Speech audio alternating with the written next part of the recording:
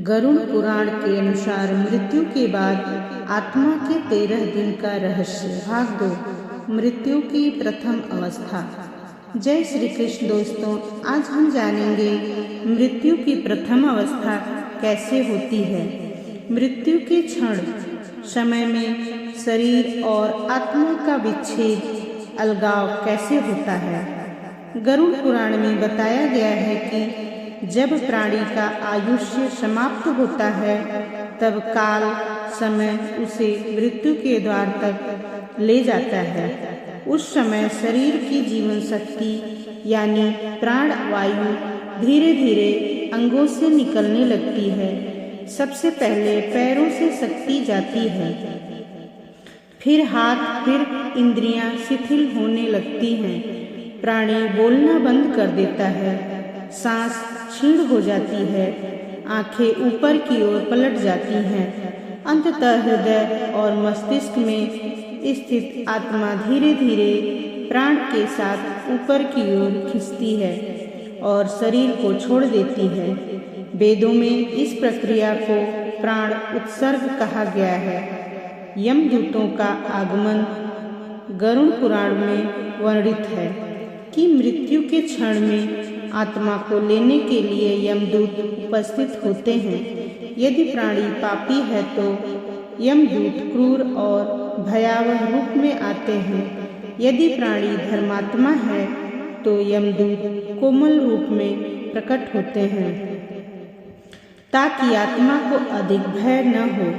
यमदूत आत्मा को शरीर से अलग कर सूक्ष्म जगत में खड़ा कर देते हैं।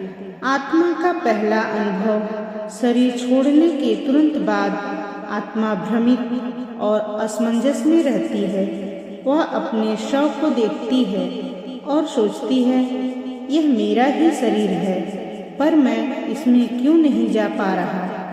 परिजन रोते हैं, विलाप करते हैं, पर आत्मा उनसे संवाद नहीं कर सकती। यह स्थिति आत्मा के लिए सबसे पीड़ादायक होती है, क्योंकि मोह और असहायता का अनुभव गहन होता है। गरुड़ पुराण के अनुसार आत्मा को उस समय अत्यधिक तृष्णा और प्यास लगती है, इसलिए मृत्यु के तुरंत बाद जलदान और पिंडदान का विधान है। पंच तत्वों की वापसी। शरीर 5 तत्वों पृथ्वी, जल, अग्नि, वायु और आकाश से बना है। मृत्यु के समय ये तत्व अपने अपने मूल में लौट जाते हैं। पृथ्वी तत्व मिट्टी में मिल जाता है, जल तत्व नमी के रूप में विलीन हो जाता है, अग्नि तत्व देह की ऊष्मा को समाप्त कर देता है, वायु प्राणवायु के साथ बाहर निकल जाती है, आकाश तत्व आत्मा को सूक्ष्म लोक की ओर मार्ग देता है। शरीर पंच तत्व में विलीन हो जाता है, परंतु आत्मा शेष रहती है। धर्मात्मा और पापात्मा में अंतर। गरुड़ पुराण कहता है कि मृत्यु के क्षण में ही आत्मा की दशा स्पष्ट हो जाती है। धर्मात्मा प्राणी उसे मृत्यु में कष्ट कम होता है। आत्मा सहज रूप से शरीर छोड़ देती है। उसके चारों ओर दिव्य प्रकाश और सुगंध फैलती है। पापात्मा प्राणी उसे मृत्यु का कष्ट असहनीय होता है। यमदूत क्रूरता से आत्मा को खींचकर निकालते हैं। उसे चारों ओर अंधकार, दुर्गंध और भय का अनुभव होता है। इसलिए शास्त्र कहते हैं कि जीवन भर के कर्म मृत्यु के क्षण में आत्मा की गति तय करती है।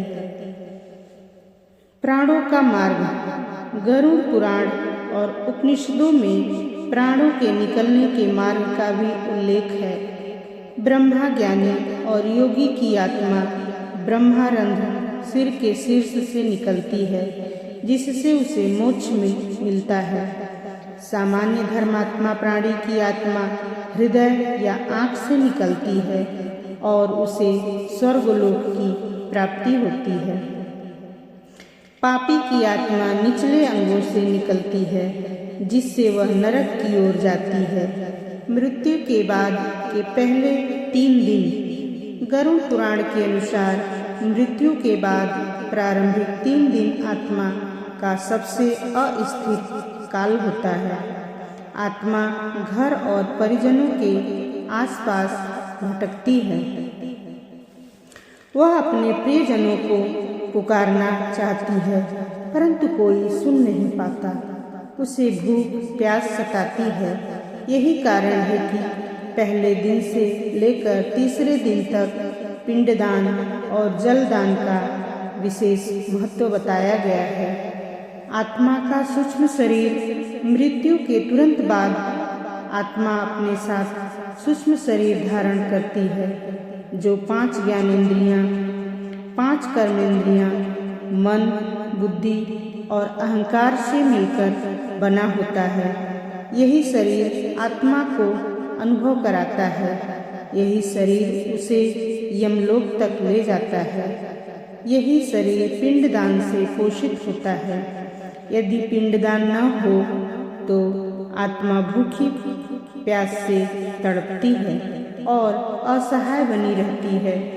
मृत्यु के समय शास्त्रीय संकेत गरुड़ पुराण में मृत्यु के समय के कुछ लक्षण बताए गए हैं। धर्मात्मा के घर में मृत्यु होने पर दीपक स्वतः प्रज्वलित हो जाता है। वातावरण में सुगंध फैलती है। पापी की मृत्यु पर घर में अंधकार, दुर्गंध और अशांति फैलती है। इस क्षण परिजनों को मृत आत्मा की शांति के लिए राम नाम, विष्णु सहस्त्र नाम और गीता का पाठ करना चाहिए। जीवितों के लिए संदेश। मृत्यु की प्रथम अवस्था हमें यह सिखाती है कि जीवन भर अच्छे कर्म करना आवश्यक है, क्योंकि मृत्यु के क्षण में वही साथ देंगे। मृत्यु के समय यदि स्मरण भगवान का हो तो आत्मा को उच्च गति मिलती है। घर के परिजनों को मृत्यु के बाद संस्कार और दान अवश्य करना चाहिए, ताकि आत्मा को शांति मिले। तो दोस्तों, आपको यह हमारी जानकारी कैसी लगी? यदि आपको पसंद आई हो तो आप हमारे इस चैनल को लाइक, शेयर और सब्सक्राइब अवश्य करें। फिर मिलते हैं ऐसी ही एक और जानकारी के साथ। तब तक के लिए धन्यवाद।